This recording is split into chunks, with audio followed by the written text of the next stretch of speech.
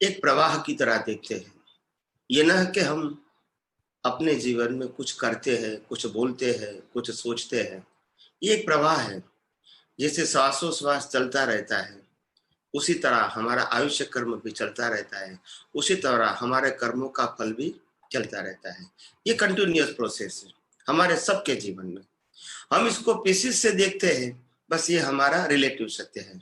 और हम इसको कंटिन्यूअस देखेंगे तो हम समझ जाएंगे कि हमारा जीवन हर समय खत्म हो रहा है, व्यतीत हो रहा है, और वो भी ऑटो मोड। ऑटो मोड का मतलब होता है हमारी इच्छा के बिना। तो इस प्रकार से ये हमारा जो जीवन, हमारा सबका जीवन है, same principle, same law of nature के ऊपर काम करता है। हमारा काम क्या है?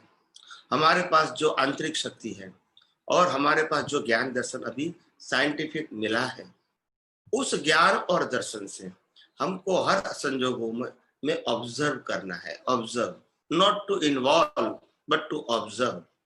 ऑब्जर्व करते रहो, सेपरेट रहते रहो, और उसमें से सार निकालो कि आखिर इसमें सुख कहाँ है। अगर सुख नहीं है तो ये आपके आपकी दृष्टि में रखो कि सुख है नहीं, और सुख मेरा स्वभाव है। ऐसे ऑब्जर्व करते रहो, नंबर 1। नंबर 2, उसके अलावा हम ये भी देखते रहेंगे जीवन में कि क्या कोई भी व्यक्ति इस दुनिया में हमारा मन वचन काया या दूसरे का मन वचन काया क्या अपनी स्वतंत्र शक्ति से कुछ कर सकता है? उसमें ऑब्जर्व करो कि 6 तत्वों के बिना वो कर सकता है, कुदरती कानून के बिना वो कर सकता है।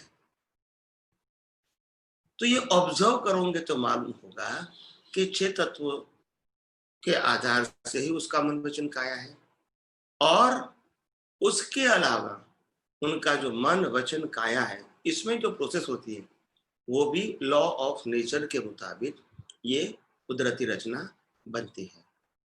तो वो भी कर्म का एक फल है, ये कर्म का सिद्धांत है। तो इसीलिए जितना जितना आप ऑब्जर्व करोगे विद विजन ऑफ विज्ञान, ये विज्ञान के विजन का जितना उपयोग करोगे ऑब्जर्व करके, यहाँ साइंटिस्ट का मतलब होता है कोई भी परिस्थिति का दिमाग पे लोड लेना नहीं है, क्योंकि हम कुछ पाते और कुछ खोते नहीं है। जो कुछ हो रहा है उसमें हम सनातन सत्य को समझने की कोशिश करते हैं, और इसीलिए पाने खोने की तो बात ही नहीं है। हमारा जो भी ऑब्जर्वेशन रहेगा वो हमारा विजन रहेगा, और वही विजन को जितना परिपक्व करते रहोगे हमारा डेवलपमेंट और दर्शन बढ़ता रहेगा, और हम इतने परिपक्व होंगे और मैक्सिमम संजोगों को हम अपने जीवन में बिना राग द्वेष वित संभाव हम निकाल कर सकेंगे। और यही ज्ञानी भगवंतों की यही एक उनकी सोच होती है, उनकी दृष्टि होती है, उनकी भावना होती है कि आप हर संजोग में संभाव रखें, और संभाव से निपटारा होता है। तो यही आपका रियल पुरुषार्थ है, जो आपको संजोगों के अंदर इन्वॉल्व होने देता नहीं है। संजोगों से मन वचन काया से आपको मुक्त रखता है, और यही मुक्ति का जो कारण है वो धीरे धीरे आगे बढ़ के केवल दर्शन तक ले जाता है, और सभी प्रकार के मिथ्या ज्ञान और मिथ्या दर्शन और मोहनीय कर्म हमारी दृष्टि में से खत्म कर देता है। दुनिया में तो मिथ्या ज्ञान मिथ्या दर्शन मोहनीय कर्म रहेगा। प्रकृति के उदय में भी मिथ्या ज्ञान मिथ्या दर्शन मोहनीय कर्म रहेगा। हमारी दृष्टि में मिथ्या ज्ञान मिथ्या दर्शन मोहनीय कर्म नहीं रहना चाहिए, क्योंकि पुरुषार्थ हम दृष्टि से करते हैं, मन वचन काया से नहीं करते हैं। मन वचन काया वो कर्मों के भुगतान का साधन मात्र है, और इसीलिए उसमें अगर मिथ्या ज्ञान मिथ्या दर्शन मोहनीय कर्म है वो तो उदय कर्म है, उसके लिए आज हम रिस्पॉन्सिबल नहीं हैं। मगर ये जब उसका निकाल होता है उस समय हमको संभाव में रहना है, सेपरेट रहना है, और सम्यक ज्ञान दर्शन, सम्यक ज्ञान और सम्यक दर्शन ये हमारा विजन होना चाहिए।